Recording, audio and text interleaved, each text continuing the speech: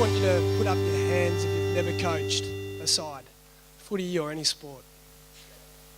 Put your hand up if you're in your first year of coaching. Second year of coaching? Okay, so this presentation will be mostly for the people that I just mentioned, but hopefully some of you other people will learn a little bit from what I've got to say.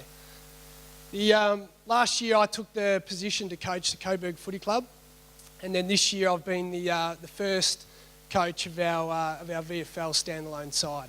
So first up, this was a checklist that I created for myself based on some things that happened in the past. I needed a goal.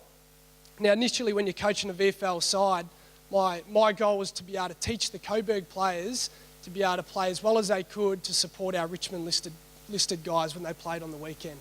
So I had to teach them the Richmond way so they knew what was going on when the players came and met them on the weekend. Create a plan, a roadmap to follow, advice from a mentor or someone with experience, someone that's already been there and done what you're just about to do. Be flexible but stay on track. Execute as well as you can, not as well as you think somebody else should, or what the expectations are, as well as you can do with the resources that you got on board. Enjoy the process and reflect and improve, which is something that I've been able to do this year. With that came things like this. This was our overall cry that we are here to create an environment of excellence and growth where professionalism, discipline and high standards are considered the norm.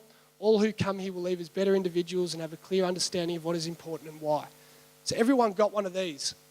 So this is the head trainer, Wayne. These are the expectations that I had as a senior coach. Okay, I didn't go through these all the time with him. I just gave him the card at the start of the year and said, if you do this stuff, you're doing everything that I want you to do.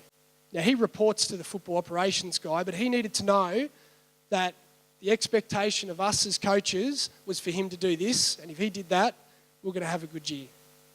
And everyone got one of these. The property guy got one of these as well. And this is an example going to a finals game.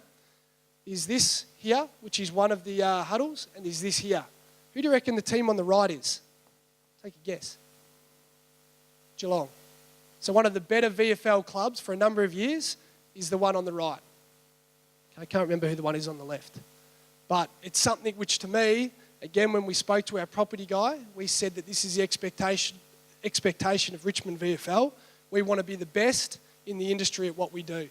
So in finishing up, the checklist that I always go back to, you need a goal. For us, it's development. It's creating an environment that we can be the best possibly prepared football side in the VFL.